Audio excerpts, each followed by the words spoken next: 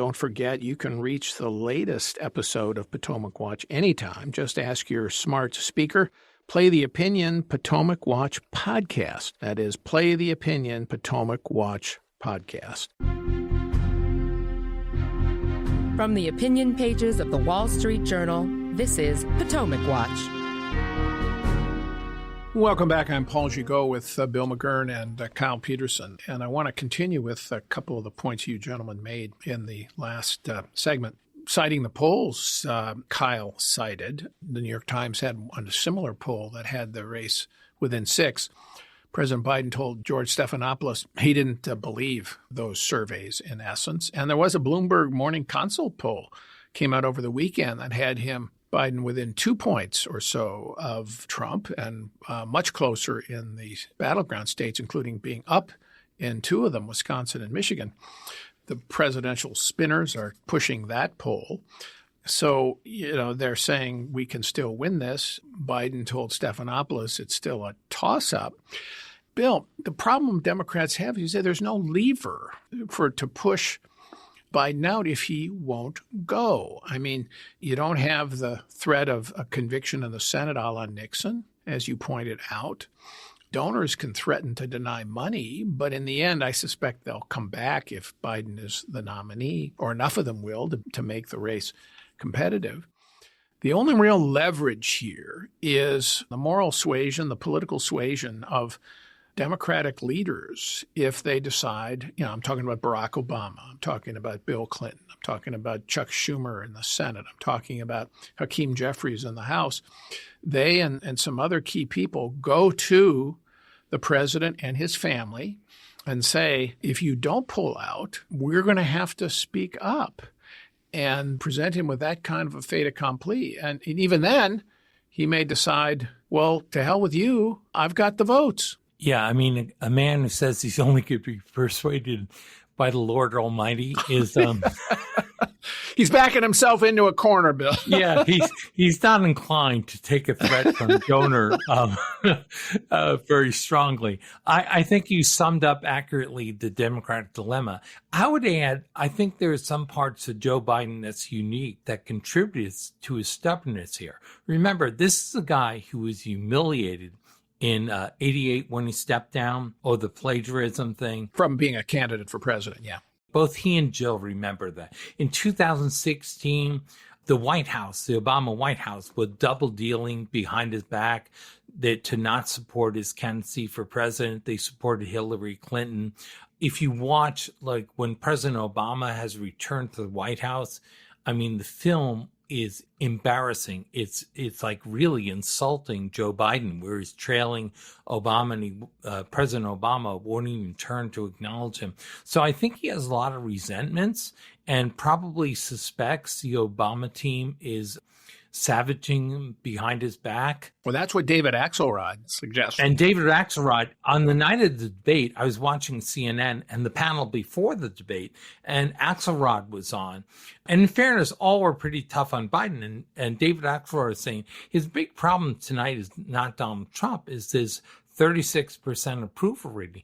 And, Axelrod has that moderate voice and tone, doesn't get excited. He was devastating to Joe Biden. And I think that's, he feels they're undercutting whatever their private assurance is. We got you back, Joe. I don't think he trusts them. So I think he was condescended to for 8 years when he was vice president, and he's condescended to. I think he feels that. And I don't think he's likely to give in to their calls for him to step down. Just an added factor. And probably Jill feels the same way, watching her husband. So there's all these dynamics. Sometimes the inter-party hatreds and feuds are bigger than the external ones. I think the Chancellor of the Exchequer, Nigel Lawson, once said, the opposition is the opposition, but your rivals in the party are the enemy. Republicans have that too, with people shouting rhino at anyone who slightly disagrees with the Trump agenda. So I think that would just all contribute to Joe Biden saying, I'm not going to yield. To the Bill's point, Kyle, about this intra-party fighting and divisions, I have to say, you listen to the Democrats, talk to them, some privately. there really are about 1,000 different points of view about what they should do, how they should handle President Biden, whether he should get out. Then if he gets out, how they should handle that. Should it be Kamala Harris, the vice president, by acclamation? Get behind her, push her, unify the party? Or should they have an open convention? What kind of an open convention should it be? Should they have a mini primary before the convention? All of this is in part a result of not only the president's infirmities, now so apparent for all to see, but real doubts among many Democrats about whether the vice president would be an even better candidate against Donald Trump, and real divisions among Democrats about that. And it's pretty clear the White House and President Biden doesn't think she would be. Otherwise, he might more easily cede the nomination to her. Absolutely. And for a long time, Kamala Harris has had a lower approval rating than Joe Biden, as hard as that is to accomplish, given Joe Biden's own low approval rating. There are some polls that have tested these things, and there was one where Kamala Harris recently was closer to Donald Trump than Joe Biden was.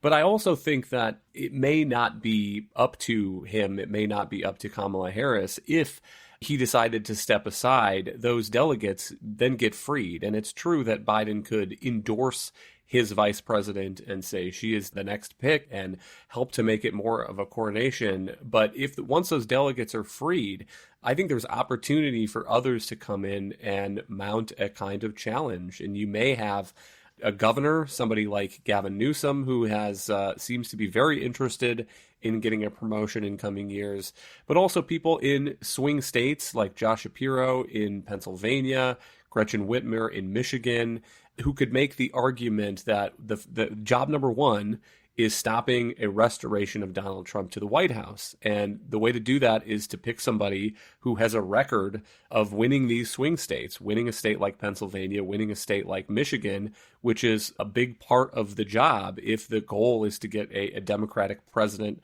elected. And I've heard some skepticism, people saying that the Democratic National Convention would never pick anybody like that because the party is so controlled by a progressive faction. But remember, these are Biden delegates for the most part. There will be some super delegates, party officials who can come in and vote on subsequent ballots. But for the most part, these are people who have been on Team Biden. Wrapping things up here, I am going to put you gentlemen on the spot, and I will also walk the plank with you. But the question I want to pose is, will Biden make it to the nomination, or will he end up leaving the ticket? Bill, start with you briefly. This week it's crucial, and he knows that. That's why we had the preemptive strike with the call to MSNBC and the letter to House answering. I think he's going to stay. I think he'll be the nominee. Interesting. Kyle, how about you? I think that's probably the safe bet, given what he has said so far, his disinclination to give in to people that he thinks have condescended to him in the past, and the total power that he has over this decision. I think Bill is right that they're his delegates, they're pledged to him.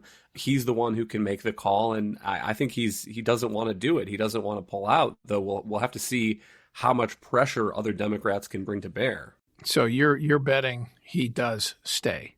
I think that's the safe bet, yeah. Well, you're not making the risky bet. You're making the safe bet. I want to know what the Peterson bet is. I would guess that he is probably going to stay, unless the polling gets so dire that he can't deny it. Well, okay, here's the Gigot bet. Last week, I would have thought I thought it was about 2-1 that he would leave the ticket.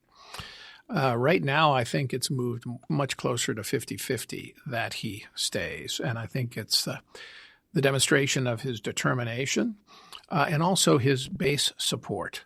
He has the black and union support, which is a pretty big chunk of the Democratic Party, in which a lot of these elected officials will not want to buck. So as long as those folks stay behind him, he is probably going to stay. And you know who's going to be the happiest camper in America? One Donald J. Trump. All right. Thank you, Kyle, and thank you, Bill. Thank you all for listening. It's just a fascinating turn of events here in election 2024. We want to thank you for listening. And please check with us every day because history is being made every day. Thanks for listening.